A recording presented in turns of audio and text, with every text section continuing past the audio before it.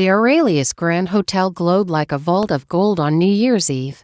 The kind of place where power didn't announce itself, it whispered. Amara descended the marble staircase in a custom Ellie Saab gown, silk catching the light with every step. Diamonds rested casually at her throat, the kind that didn't need explanation.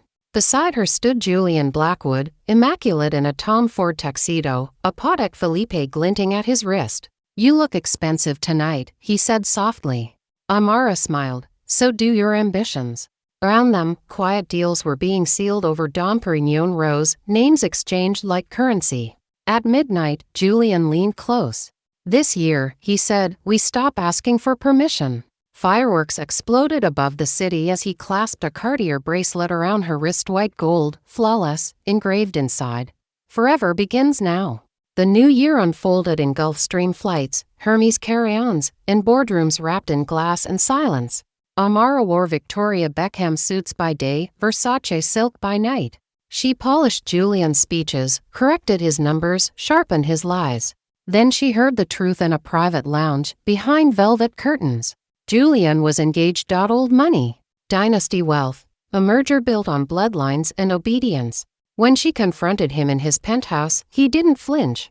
"Don't make this emotional," Julian said, adjusting his cufflinks. "Love is branding. Marriage is structure." Amara removed the Cartier bracelet and placed it on the marble table.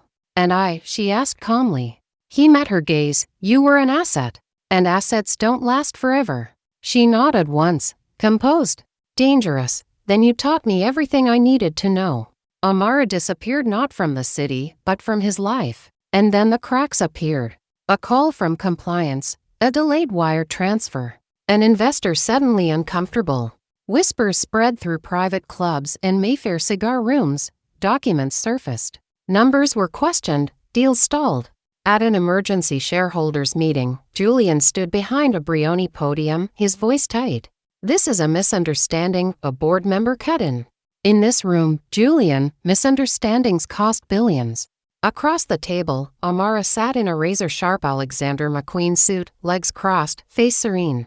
A Rolex day-date rested on her wrist, hers now.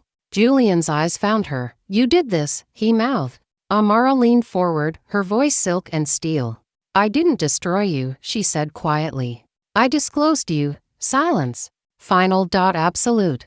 By the end of January, Julian Blackwood's name no longer opened doors, it closed them.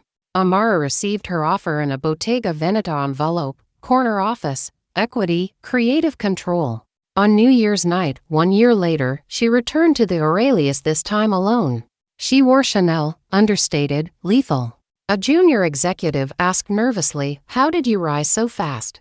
Amara lifted her glass. "In luxury," she said, "love is optional. Power is not." And somewhere far below, fireworks bloomed, unimpressed, unstoppable, inevitable.